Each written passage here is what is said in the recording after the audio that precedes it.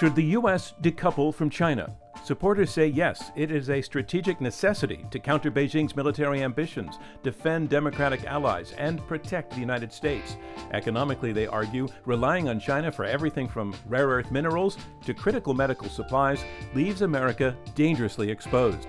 But critics warn decoupling could backfire, destabilizing global markets, leaving America not safer, but more isolated. Is this a smart pivot or a risky rupture? Tonight we find out in this debate produced in partnership with the Council on Foreign Relations. This is Open to Debate. I'm John Donvan. We're in the New York headquarters of the Council on Foreign Relations, our partner in this ongoing series of debates around global events, this time taking a look at something of a paradox that involves China. Here's the paradox. On the one hand, China is now undoubtedly the strongest rival to the United States economically, militarily, politically. But on the other hand, the U.S. is profoundly dependent on China. China is our biggest trading partner, a source of so many manufactured goods that Americans rely on, as well as a critical market for the things that we do still produce. We are hitched to China through an amazingly complex web of overlapping supply lines. China is our biggest lender. Even our major public universities depend on hundreds of thousands of tuition-paying Chinese students who often perform super well. So China is the competition, and yet the U.S. seems wedded to China. Can that state of affairs change? Is that even a good idea? And what would that look like? What would the risks be in something like that? That's what we're here to debate, with this question at the center of the arguments to come. Should the U.S. decouple from China? Let's welcome our debaters to the stage. First up, answering yes to that question, I want to welcome Derek Scissors and Isaac Stonefish.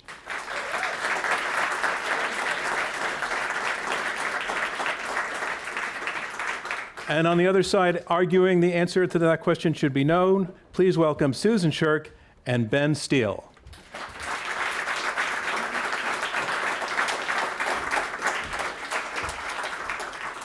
So let's move to our opening round. Our opening round is comprised of formal statements made by each of the four debaters in turn.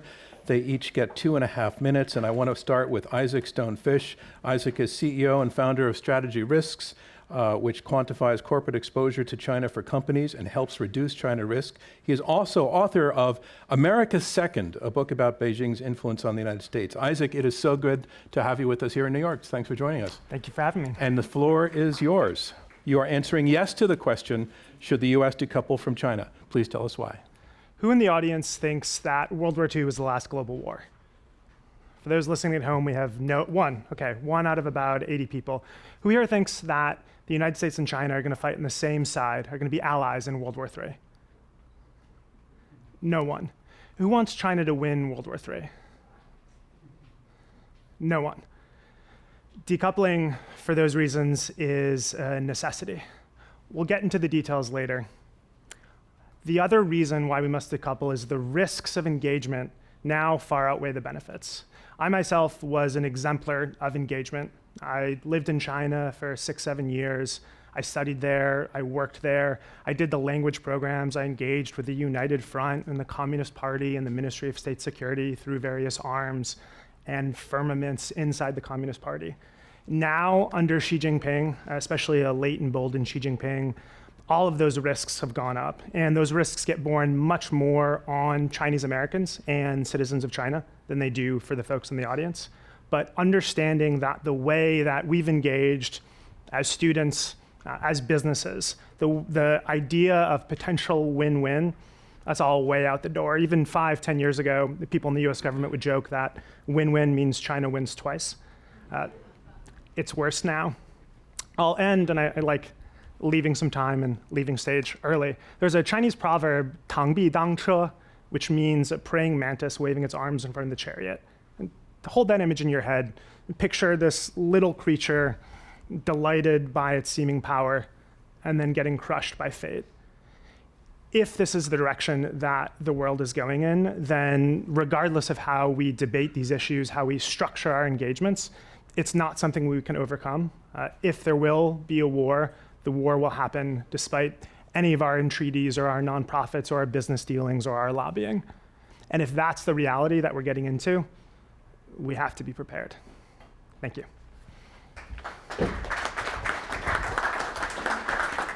Next up, I want to welcome Benn Steil. Ben is a senior fellow and director of international economics here at the Council on Foreign Relations.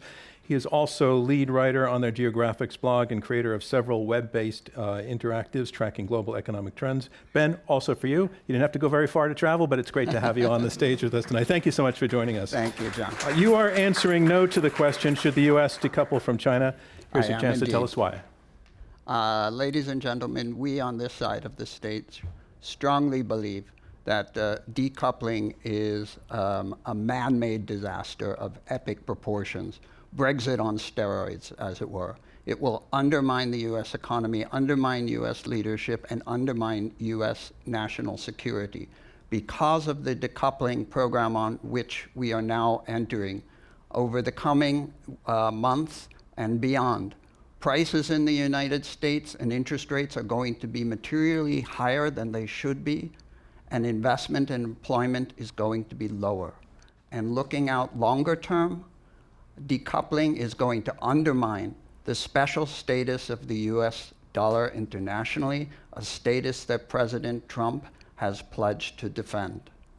Some numbers to illustrate what the folly that we're heading into right now. If you go back to President Trump's first term, he bailed out American farmers hit by retaliatory tariffs from China to the tune of $61 billion. That $61 billion represented 92% of the total tariffs which we collected from imports from China, and 100% of those tariffs were paid by American firms. So we did not benefit at all from this. Another number that you should always bear in mind, nearly half of the imports that we take in from China are intermediate goods, which are absolutely vital to US competitiveness internationally, and therefore also vital to maintaining the primacy and readiness of the US military. Now, for years now, the prospect of a global decoupling from China, that is the United States and its allies combining to isolate China economically, has acted as an extremely effective deterrent, limiting China's aggressive behavior in the Asia Pacific. Now that the United States is treating its allies as adversaries and is firing all its economic ammunition unilaterally, we are making it more likely that we will have conflict with China in the region, because China is likely to calculate that the incremental costs of military conflict with the United States today are materially lower than what it will be in the future. For all these reasons, ladies and gentlemen, we on this side of this stage oppose decoupling. Thank you.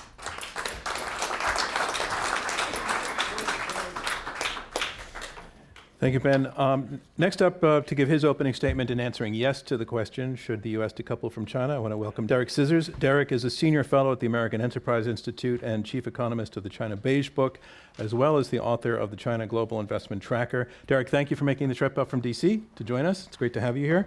And you are answering yes to the question, should the U.S. decouple from China? Probably the most important thing I'm going to do right now is say Ben is misleading you.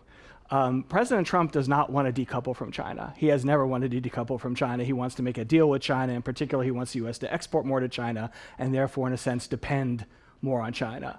So just to get that straight, we are not on the Trump side here at all. If anything, they are on the Trump side, but we'll probably argue over that. I want to describe two economies quickly. One is economy C, one is economy D. And this is the background for my points throughout the debate. Economy C reported GDP growth of 2.9%. D was 4.5%. Household net worth in economy C grew 8%. D, it grew 11%. Okay, D seems better, but they both seem like they're doing pretty well. Let's take a step down. The ratio of wealth of the top 1% to the bottom 50% in economy C is 5.5 to 1. It's kind of stunning. In D, it's 3.6 to 1. Not great either, but better than C. Labor force participation in C is 62.5%. In D, it's 67.2%. Manufacturing employment in C, this is giving it away for Ben, 12.9 million. In D, it's 17.2 million. Patent applications in C are flat. Patent applications in D rose 12%. The budget deficit in C is 6.3% of GDP. D runs a surplus of 0.7% of GDP. Economy C is the US in 2023. Economy D, for decoupled, is the US in 1998. 1998 was the last year before we started to feel the effects of China's WTO entry, because in 1999 we let China in the WTO and production began moving. Before we started to feel the effects of China's WTO entry, we were a much stronger, healthier economy. Now, I realize that technological change has improved matters for people in the last 25 years, and China's a part of that, although I'll argue that it's a harmful part of it as well. But I would argue that as a society, we were better off 25 years ago. And if we can't go back in time 25 years, we can at least try to identify what caused the weaknesses in our economy, which have had profound social and political weaknesses. One of those major causes, not the only one of those major causes is tying ourselves too closely to China. When we were less tied to China, and it was possible, it was only 25 years ago, we had more manufacturing employment, we had less wealth inequality, we were not spending ourselves into oblivion. That was a better America.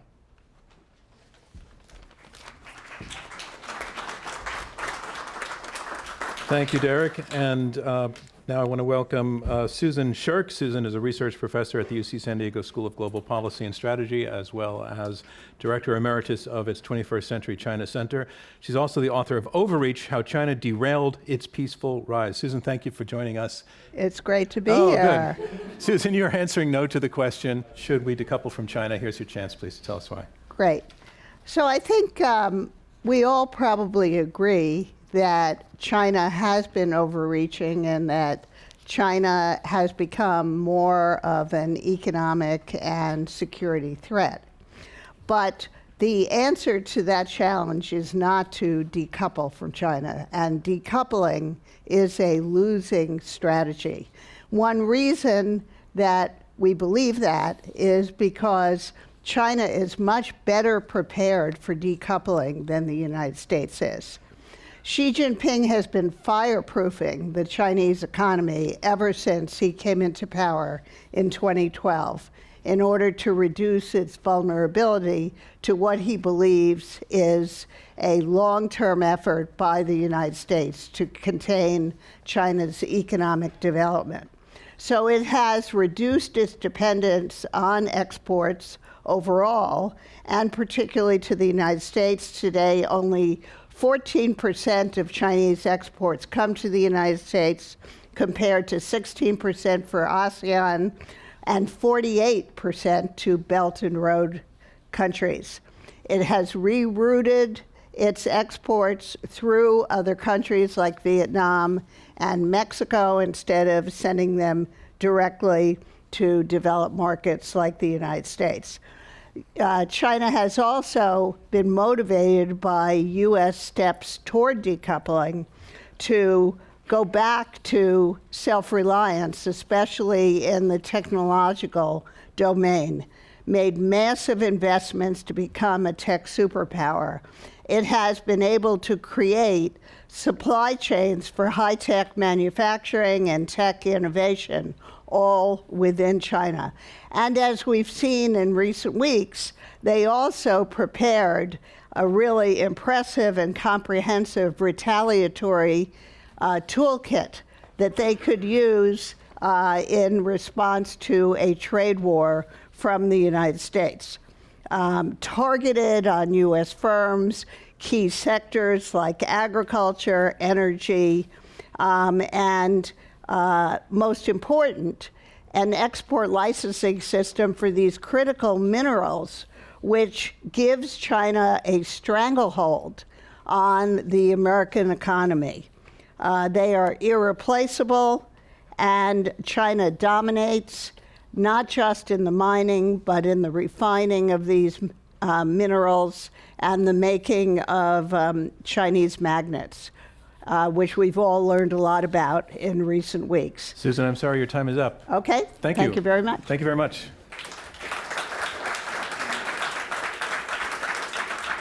Okay, we're going to move on to a discussion round now. Although, Derek, I want to say, when you were doing countries C and D, I was asking myself, where are A and B?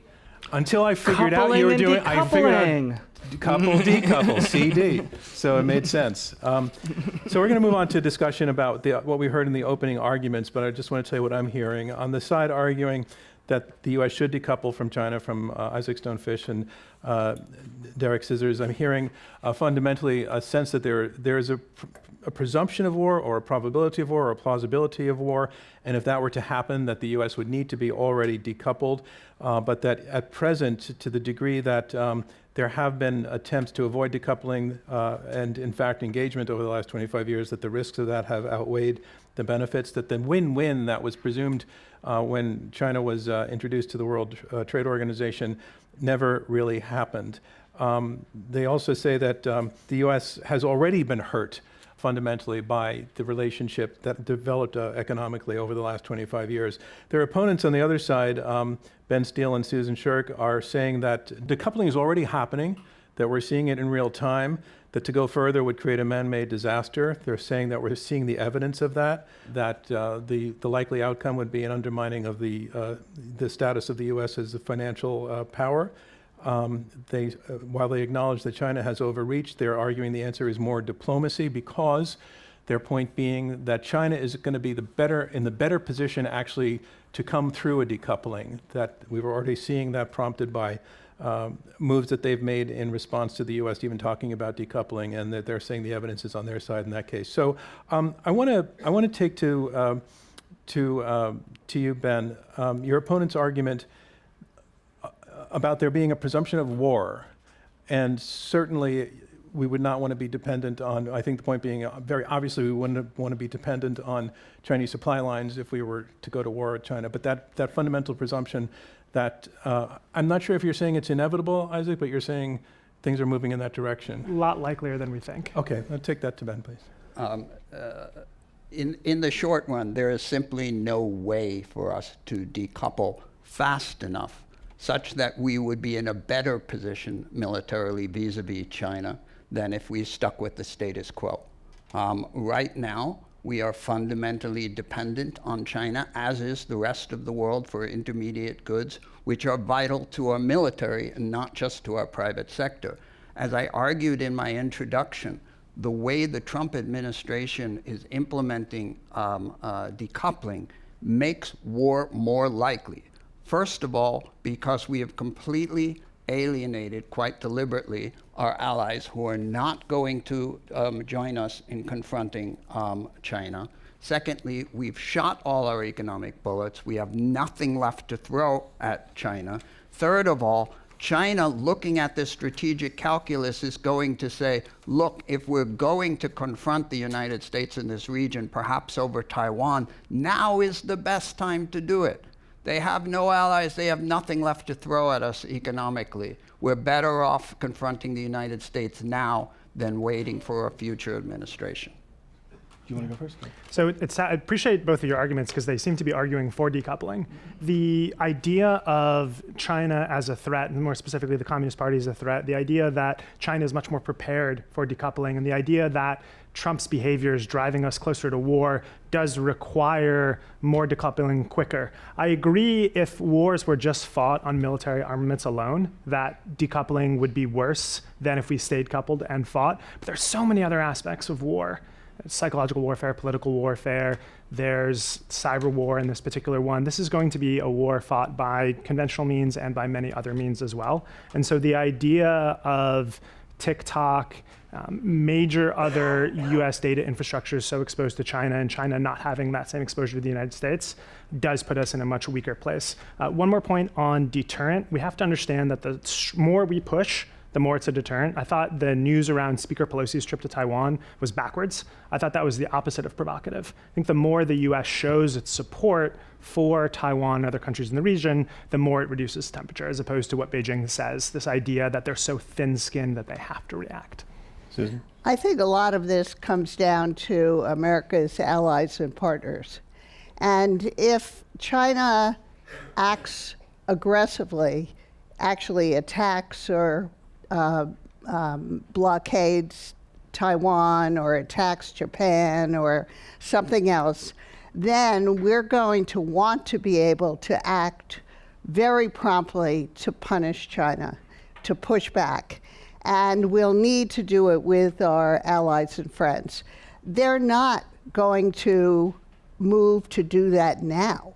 So we should really hold our powder and keep that ability in the case of an actual crisis. Derek, something else Susan said in her opening is that the U.S., even by talking decoupling, threatening to decouple, letting China know that we might want to do this, is prompting China to decouple on its own terms already, and that they're going to be better at that than the U.S. What do you make of that argument?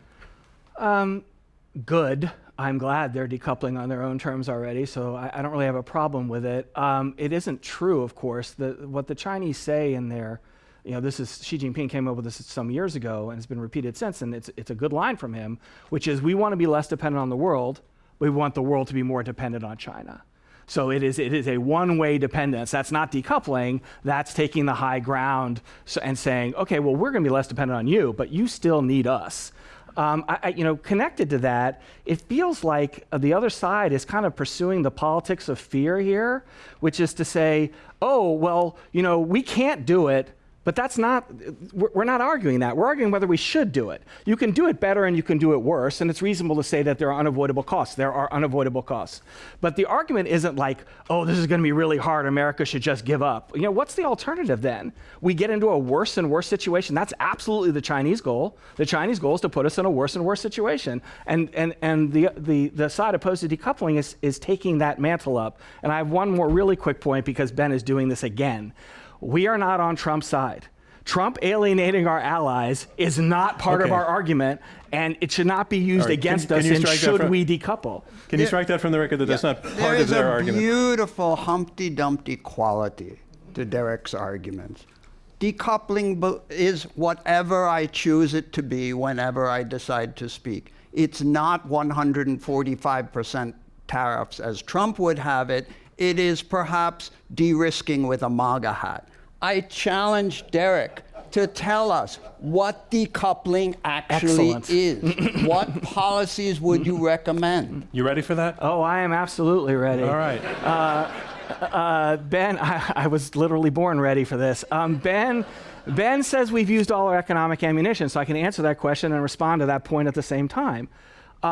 We should be taking Chinese firms which have benefited from IP theft. Now, I don't use the really big numbers for IP theft, but there have been over time hundreds of billions of dollars worth of IP theft from US firms, hurt US workers. Chinese firms have benefited from them. We should be declaring them illegal actors. No tariffs. They have benefited from a crime, and we have documentation. I have documentation on about 60 of these firms. I assume the US government can do better, although perhaps not this current US government. We should be not supporting our rival, our enemy, however you want to term them, with US portfolio investment. So US portfolio investment in the first Trump term set all sorts of records, 3 of the 4 years. It went up $800 billion while Trump was president. So that we could deny them capital, we could punish them for their IP theft. There are very strong decoupling steps we haven't started with. And I agree, one of the things we should be doing is working with our allies who are willing to work with us. That is part of a good decoupling strategy. What I don't, so I agree with them to that extent. What I don't like is the idea that, well, Trump did something wrong so we can't decouple, or it's too hard so we can't decouple. That's not the way American policy should work. I just want to say, Isaac, you haven't had a lot of an opportunity to talk yet, so the next big round is going to go to you, but I just want to let the other side respond first. Well, I think interdependence actually makes us more secure. It gives us the leverage we'll need in a crisis. If we give that up now, if we shoot our wad, we won't have it when we really need it. Can you drill down on that a little bit more, what you mean by that? Well, yeah. I mean, if China and the United States both need one another. There's a lot of cross-investment. There's a lot of flows of human capital and talent going back and forth, as well as trade. And if we really need to whack China across the board because they have acted really aggressively, then their dependence on us So you're saying is going to be very important, and their dependence on all our Okay. other friends So you're and saying- allies. But we won't get our friends and allies to join with us now, and not just because of the way Trump has mistreated them, but because they really benefit from commercial exchange with China, and any kind of decoupling is actually going to harm them more than the take United that. States. I just want to take that then to Isaac, where I think Susan is saying that the dependence is actually a weapon Yes. in U.S. hands. What's your response to that? The U.S. is far more dependent on China than China is on the United States. And Can you say why? So you could look at student numbers, for example, hundreds of thousands of Chinese students in America, 1,000 students in the US. We can look at US courts. US courts are far more free and fair to global companies, US companies, than Chinese courts are. We can look at competition in China, the treatment of Chinese businesses. Chinese businesses get very preferential treatments across various different sectors. I think the other broad point about this that we miss about decoupling is, if you put the question to people in China, let's imagine you could have free polling in China. The most innovative, the most creative, the bravest people in China don't want the Communist Party to be ruling China. And they also don't want the Communist Party to be ruling the world. And so it's just baffling to think about this idea of, yes, the Trump administration over the last several weeks and months has alienated America's allies and partners, but those are not broken relationships. Those are relationships that can be rebuilt and will be rebuilt. And the idea that because of the temporary alienation, these countries are going to take China's side in a global conflict, with some pernicious exceptions, Russia, North Korea, Pakistan, is very surprising to me. But I think what I heard Susan saying is that China needs us more than we need China, and that's a stick that we can hold over their heads. No. I don't. That hasn't been true for 15, 20 years. I don't understand. So Well, who needs most? Who needs who most is actually a rather difficult question, because you can look at just the total numbers of trade and things like that, or you can look at the kind of choke points, the key products or the key services or the talent that really matters to one side and the other. Xi Jinping is not ruling an autarky like Mao was. Mao, who said that you can nuke everything east of Xi'an and let hundreds of millions of people die and we'll be okay. But Xi Jinping has shown a great willingness to put a lot more pain on his citizens than American leaders had.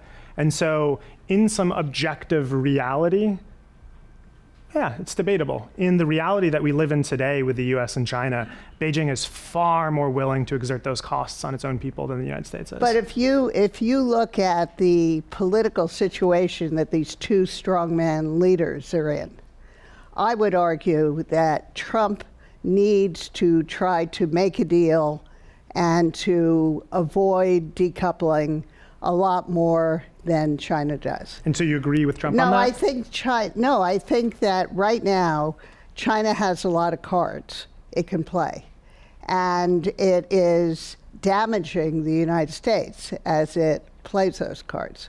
Ben, I want to go back to something in your opening argument, and then I want to ask Derek to respond to it. Just to go a little bit further, in your opening, you said that decoupling has already and would continue to hurt Americans.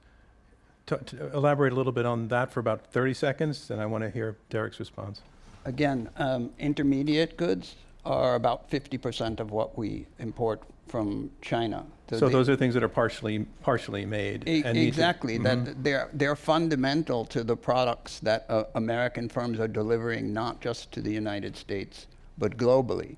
We've seen examples around the world of countries that have decoupled. Brazil has brilliantly decoupled from the rest of the world. You can build, and in fact, Apple does build iPhones entirely in Brazil, exactly what President Trump wants to do. And an iPhone in Brazil costs more than twice what an iPhone in the United States cost. Now imagine that we're going to introduce that sort of shock therapy to our economy, not just for iPhones, but everything we buy. We will be in no position to confront China at any point in the future because we will be far less strong economically. And yet, Derek, in your opening, you made the case that 25 years ago, before engagement with China over trade really began, the U.S. economy was healthier than it is now. It was much healthier. I'm sorry I went through all those numbers, but that's the basis for this argument. Like, we have to have China. Well, we didn't have China.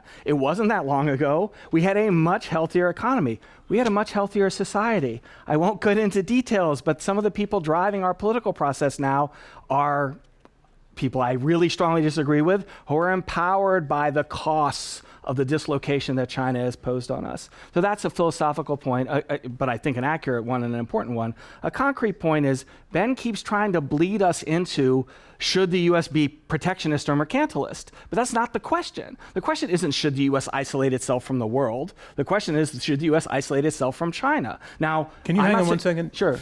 15 seconds. Is that your argument? iPhones are made almost entirely in China. Okay, back to you. Well, I mean, very good point.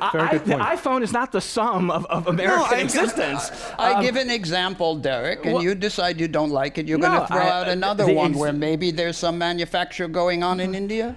So no, I'm not going to devolve the debate into a debate over iPhones. I'm going to argue that like we were okay before iPhones got really cheap because they were made in China. There are costs. As you said, there are costs. There are more costs, as we can see in the weakening of the foundations of the American economy over the last 25 years in staying in the position that we're in. You guys are both arguing the politics of we can't when we weren't. We weren't coupled with China. We didn't need them. We didn't need them to be prosperous. And now you're arguing that, oh, we can't change this or we're doomed. John, no, what we're arguing is that this is a losing strategy for the United States.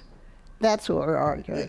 Derek's essentially saying that if we had blocked China's WTO entry, they would still be some sort of adorable little Maoist peasant economy and wouldn't be bothering us. That is absolutely ridiculous. Yeah. The rest of the world was going to trade with China because it was to their benefit, and we would have too. So the increase in Chinese foreign exchange reserves for the first 25 years from starting in 1998 is entirely explained by their goods trade surplus with the United States. Like, it's the exact same amount of money. So yes, China would have traded more with other countries. The most lucrative market in the world is ours. The lion's share of the benefits was ours. They negotiated with us first because they knew everyone else would follow. What do you think about airport security? What do you mean? I'm all in favor of it. Okay, there you go. So get ready to decouple. Get ready for national security incentives and guardrails and requirements transforming your life. Do you want to take off your shoes when you go to the airport, or do you want to talk about this before 9/11? I have absolutely no idea what debate you think you're at. Perfect, I'll break it down for you. So 9/11, September 11th, 2001, the aftermath of that caused a massive increase in national security restrictions in the United States for a much, much smaller enemy. What do you think is going to happen if we don't prepare now to something that we can see coming and work on reducing our exposure? Do you think that when China attacks Taiwan, or when the US and China go to war, because iPhones are cheaper, you can jump in. It's okay, I can see your face. The audience listening can't see your face, so if you want to jump in, please feel free. Otherwise, we'll keep going. I'm inviting Susan. Yeah, well, I think that that was very gracious, there are by the way. a lot Thank you. there are a lot of positive features of interdependence that we haven't spoken about at all. And we might want to consider those. There's a lot of really wonderful people who work for the Not Ministry just of State nice Security. people. I mean, I've met a lot of them. I'm sure you have too, Susan. I think we're living in some sort of like economic, like this is like Econ 101. We're missing the political, the military, the social, and the cultural reality of this. If the question is decoupling bad economically, and that's purely the question? Sure, a lot of costs. fewer benefits. If the question is, should we, must we, can we? Yes, yes, You know, yes. China has more than 150, it's the largest trading partner of more than 150 other countries in the world. So China is highly integrated in the global economy, as Ben said. I mean, even if the United States had not helped support China to join the WTO, a lot of other countries would want to be trading with China. Wait, Susan, we're going to come to questions in just a minute, but I just want to get to one other point. Susan, you mentioned in your opening a preference for diplomacy.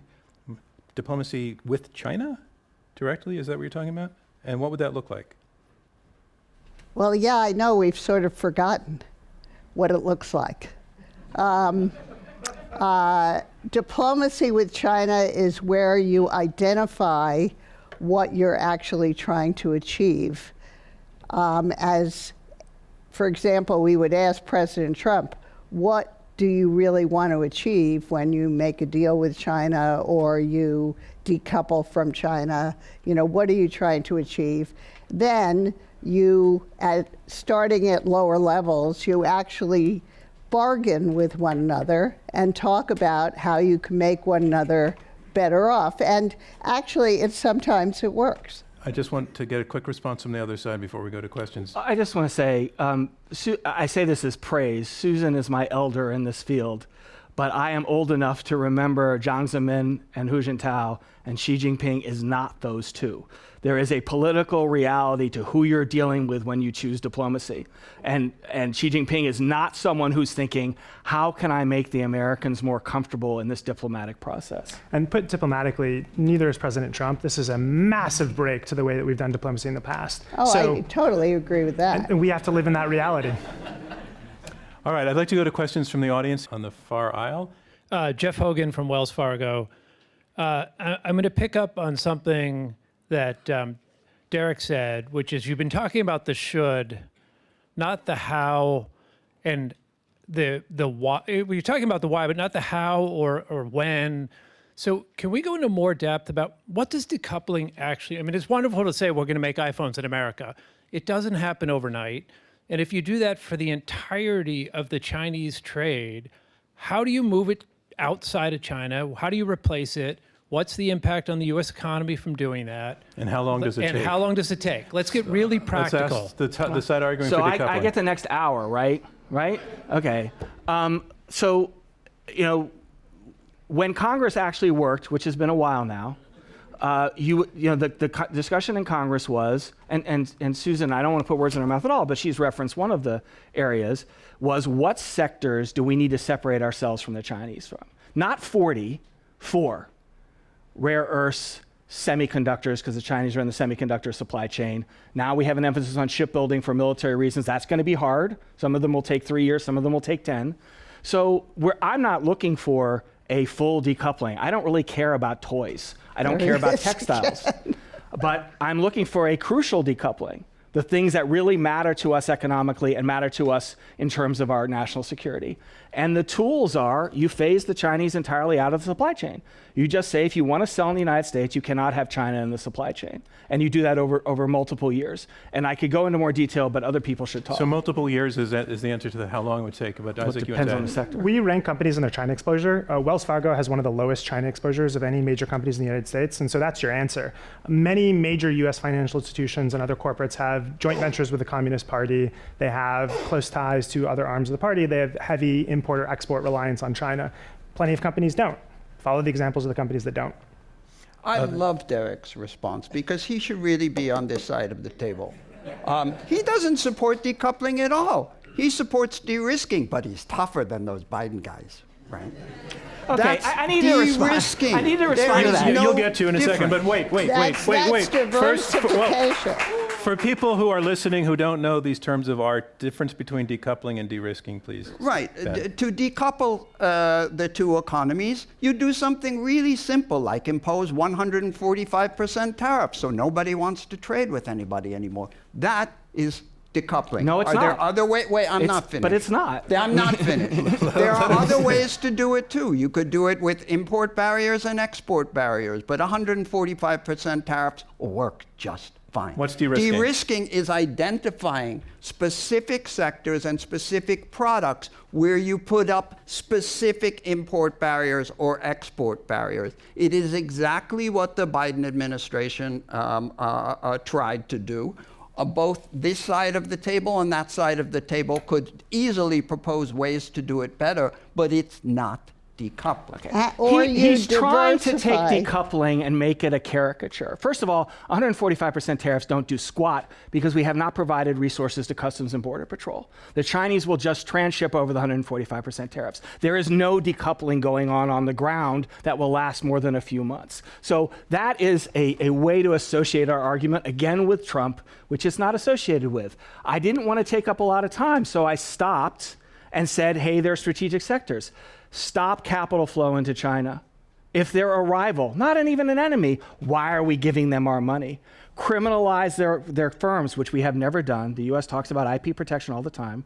We have never retaliated properly against a Chinese beneficiary of IP theft, right? So those are the big things. It's not tariffs. I wouldn't primarily use tariffs. It is attacking Chinese capital and technology, which is where we're really in a competition with them. And it is much more, although supply chains matter, than picking out a few sectors. Okay. The sector argument is for practicality because I don't want to say we can snap our fingers and take away 40 sectors in a year. I'm going to we go can't on do to that. by the way, that was a great question and a model for a great question. If you saw what just happened as a result down on the aisle. Thank you for a great debate, Bhakti Merchandani. You haven't mentioned human rights at all as a reason for decoupling, and a couple of years ago this was very important, so would love to hear if it's relevant to you and what you think about it. Who would like to take that first? I'll take it. Susan. It is really striking how little people talk about human rights these days. And, you know, it's really kind of tragic. Although, based on my own experience in government, it's very tough for any foreign power to really influence human rights practices inside China. And we have not had much success. And we've tried all sorts of different things. Does that make the decoupling question irrelevant to the human rights question? Well, I think China's human rights abuses create an attitude toward China in the United States and other countries, which, you know, we really object to China's human rights practices, but decoupling is not going to do much to help. There's been so much, great question, there's been so much corporate facilitation of Chinese human rights abuses by both Chinese corporations and American corporations. And we haven't mentioned this yet, probably the best example of successful decoupling is the Uyghur Forced Labor Prevention Act, bipartisan bill which forces US companies to reduce their exposure to Xinjiang, the region in northwest China where upwards of 1 million or more Muslims and others have been imprisoned in concentration camps. And the fact that we've so given up on the idea that we can exert influence in China on human rights, I think is a tragic one. I think also the gutting of RFA and VOA, one of the many, many reasons why. Can you remind people what those are? Our great friend Elon Musk, in his infinite wisdom, decided that gutting the US public broadcasters, Voice of America and Radio Free Asia, which are some of the best sources of human rights abuses, but also the situation on the ground in China and Tibet and Xinjiang, was the right government cutting strategy. And so the idea that we should both engage with Beijing but not push back on their human rights abuses seems to have it reversed. So the way to do decoupling is to call out Beijing, to push US companies to reduce, and US nonprofits to reduce their facilitation of human rights abuses in China. Very quick final story too. US nonprofits to be in China have to have party sponsors and party relationships. And so what this means is that some very prominent nonprofits have worked directly with the Communist Party and continue to work with the Ministry of State Security, which not only endangers the global mission of what they're doing, but puts their Chinese staff in great danger. And these are things that must be stopped. Sir, did you still want to ask a question?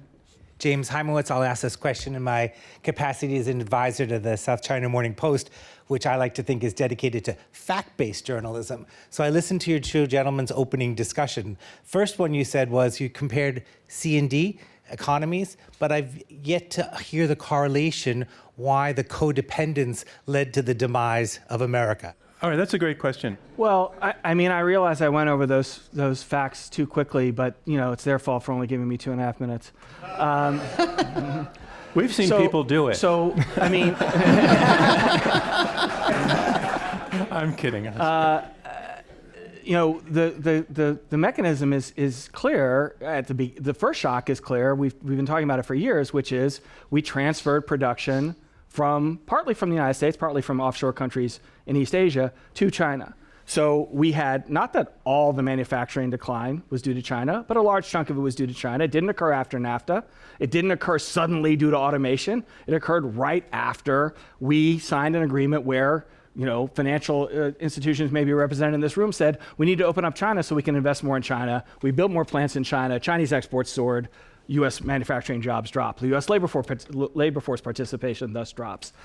The financial side of this at the government level is more complicated, and I don't want to take up too much time, but for the people in the audience who are aware of this, there is a relationship, I know Ben is, there's a relationship here between America consumes too much and China saves too much.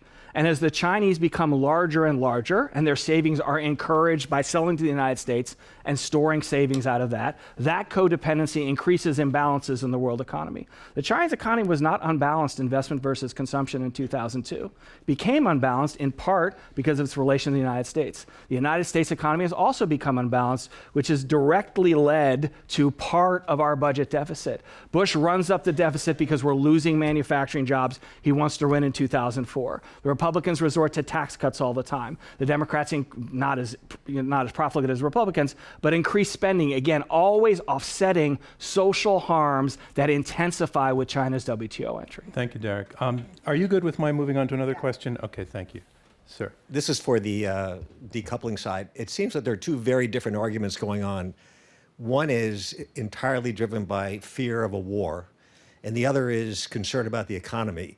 So which is it? Is it a concern that we do not have the capacity or the willingness to deter China militarily, or that the economic effects, irrespective of what China does militarily, are so detrimental that we need to decouple? That's a really good dissection of what's been happening in the conversation. Why don't we take that? So the two arguments are interrelated, but they're not actually aligned. So the military argument is the U.S. needs to reduce its China exposure, needs to do a level of managed decoupling or perhaps full decoupling in order to protect itself and for national security reasons. And I agree with the points that everyone's been making that while you do that, you should be moving closer to your allies rather than further away. There entirely. The economic argument is, the economic argument for decoupling is about fairness and externalities. Fairness I'll let Derek talk about. That's part of what he's been saying about his point about the 90s. The externalities is what happens when you are supporting Chinese competitors via your long decades of engagement in China. What is the price that we are all paying for a dominant communist party globally? What is the price we are paying for pollution from Chinese entities that are supported by US trade? How do we think through that? How do we structure through it? And then I think decoupling also can be done on an individual or on a corporate level. Again, so many examples of US and Chinese universities where you have 20 people from the Communist Party on one side and 20 people not from a government on the other side trying to have a conversation that is very party-led and very party-dominated. So I'm very scared of a war with China. I don't think it's likely, but I'm scared of it, and I agree we should be preparing for it, and I don't think we are. But the econ argument doesn't rely on a war with China. It just relies on China being a predator, China being a malevolent entity. It's a cult of personality dictatorship. So I'm just going to very quickly, the comparison that Ben made to Brexit. Brexit is Britain separating from the EU. That is not the US separating from China. If you see China as equivalent to the EU, first, I'm never going to convince you, but also I think you're out of your mind. So the separation doesn't require a war. A war is scary, but it requires us understanding that China is in the current government, ruled by the Communist Party, is a malevolent entity. That's the kind of country you don't want harming you. Other side to respond? Obviously, and Derek knows this, when I gave the example of Brexit, I was referring to the economic effects of the decoupling. And I'm simply arguing that the economic effects of the United States decoupling from China are multiples of the economic effects of Britain decoupling from the European Union. All right, speaking of the economic impact, one thing we haven't discussed is the fact that China holds an awful lot of U.S. debt. How does that play into that? Does that give them leverage? Does that give us leverage? Well, for years, people have worried that kind of dependence of the United States on China holding a lot of our debt, one day they could just pull the plug, pull out all their money, and America would collapse. And as in the last few weeks, we've seen small changes in the dollar and in American reserves. There's no evidence, I don't think, that we know that it's coming from China. It means that everybody watching what a chaos there is in the United States right now is feeling very worried about whether or not those reserves are really as secure as they originally believed.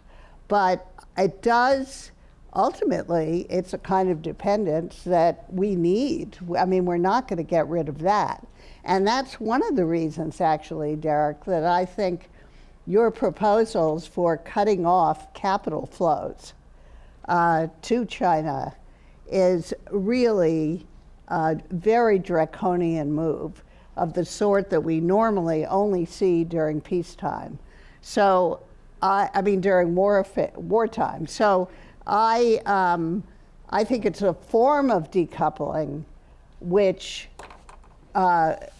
is likely to lead to increased hostility and the risk of actual war.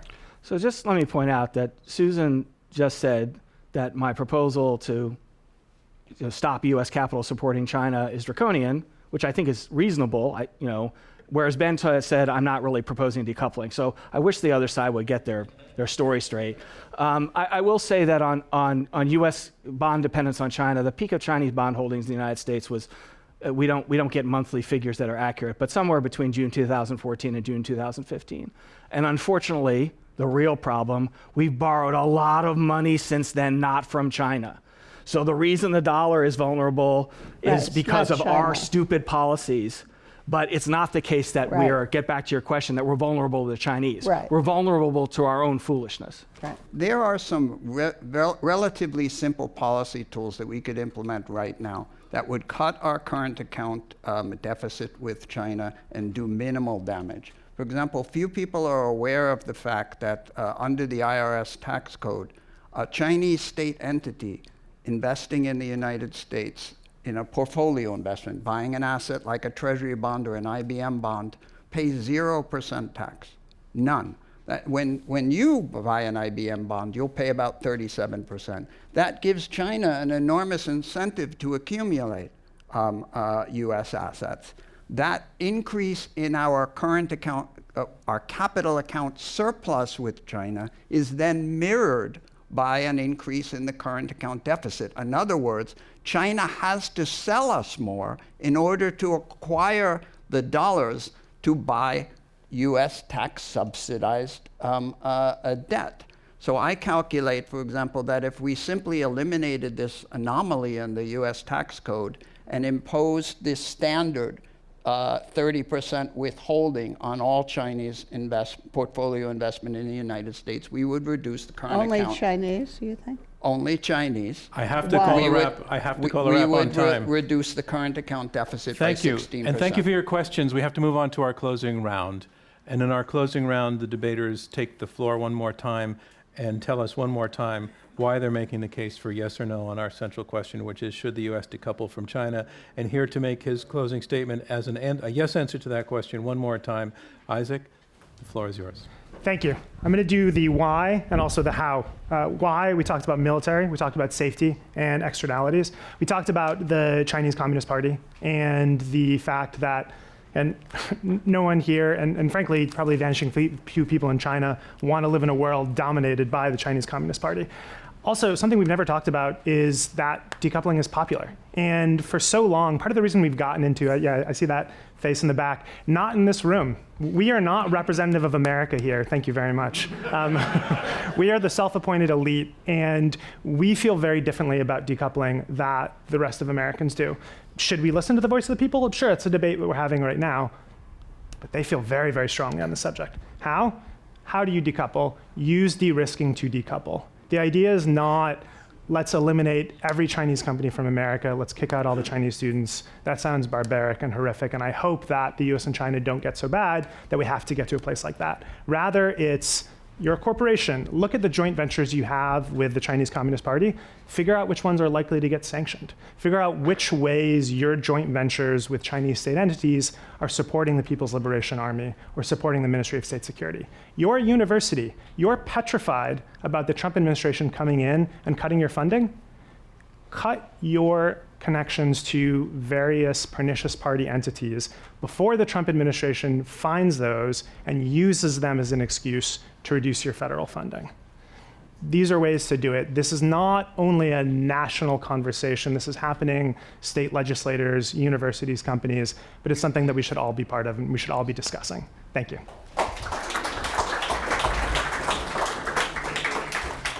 Susan Shirk, you are up next. Your closing statement as you answer no to the question, should the U.S. decouple from China?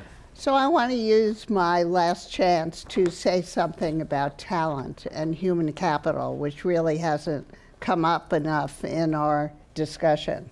The United States has a very powerful asymmetric advantage over China and in its global technological leadership, which is its ability to attract talented people from around the world, including China, to its world-class universities and R&D enterprises.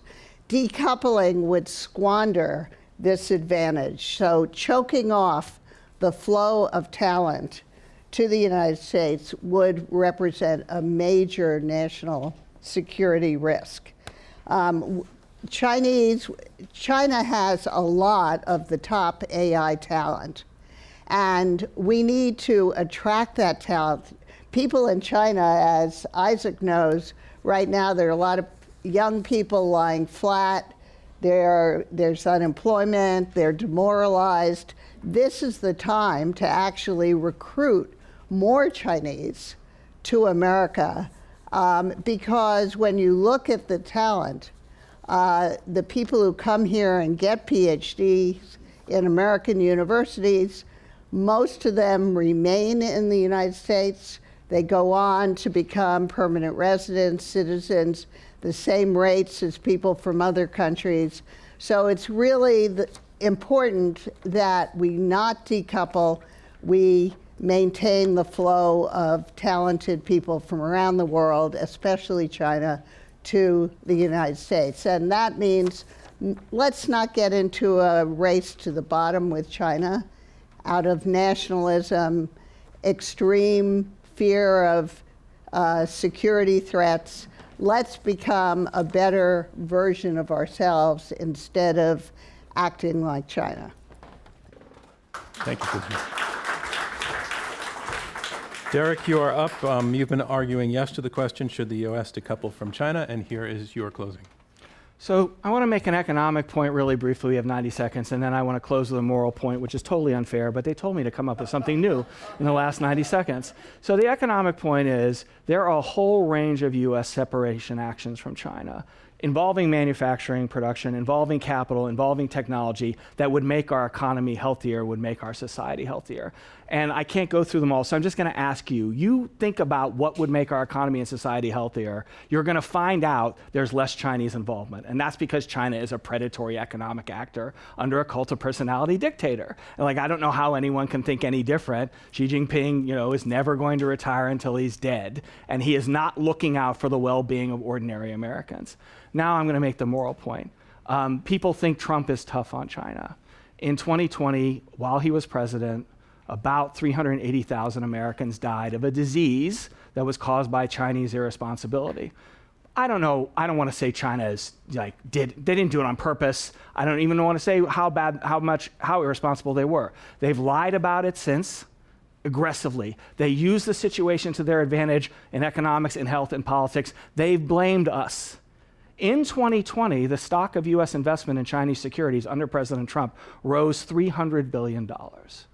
And if you think, rightly, that we shouldn't reward a pandemic originating in China with hundreds of billions of dollars of more money, you're already halfway to my side. That's the most extreme example, but it's the idea of our side of debate. You don't reward their behavior with economic engagement with the United States. Thank you. Thank you, Derek. And Benn Steil, you get the last word. You're answering no to the question, should the U.S. decouple from China? Your closing, please. A little bit of historical context to close. In the immediate aftermath of the Second World War, when the United States set out to decouple from the Soviet Union, it was the easiest thing in the world because our two economies were never coupled in the first place. We set up our own global economy all by ourselves, allied with the 16 Marshall Plan nations and Japan. We accounted for 2/3 of global GDP after the Second World War, and none of us were doing any trading with the Soviet Union, so decoupling was simple. It's nothing like that now. Our allies today are deeply integrated with the Chinese economy. In Asia, for Japan, South Korea, and Australia, China is their #1 trade partner, not the United States, and they're not going to join our decoupling folly. Unilateral decoupling will undermine our economy, it will undermine our alliances, and it will undermine our national security. And I would also argue that it's unworthy of the country which, in the aftermath of the devastation of World War II, created the Marshall Plan, created the precursors to the European Union, created the World Trade Organization, and created the liberal international order of which generations of Americans are rightfully so proud. Thank you. Thank you. So as we close, I'd like to ask the 4 debaters to come up and join me here. Not only so we can have a photograph, but so that I can thank them personally. I also want to acknowledge, first of all, our CEO, Clay O'Connor, who's here tonight and presides over this important partnership. Front row, round of applause. And we also want to thank the Council on Foreign Relations. We love partnering with you and doing these debates, and in particular, Michael Froman for welcoming us here tonight. Thank you so much. And most of all, I want to thank our 4 debaters. As I said at the beginning, we want to prove that people can disagree with each other and do so in good faith. We were counting on these debaters to demonstrate that skill, that set of values. And I want to say you all did it remarkably well, and we very much appreciate it and appreciate that we can finish a night like this with a handshake. So thank you so much. Thank you. Thank you. Oh, with Benn. That's different. Goodbye, everybody. We'll see you next time.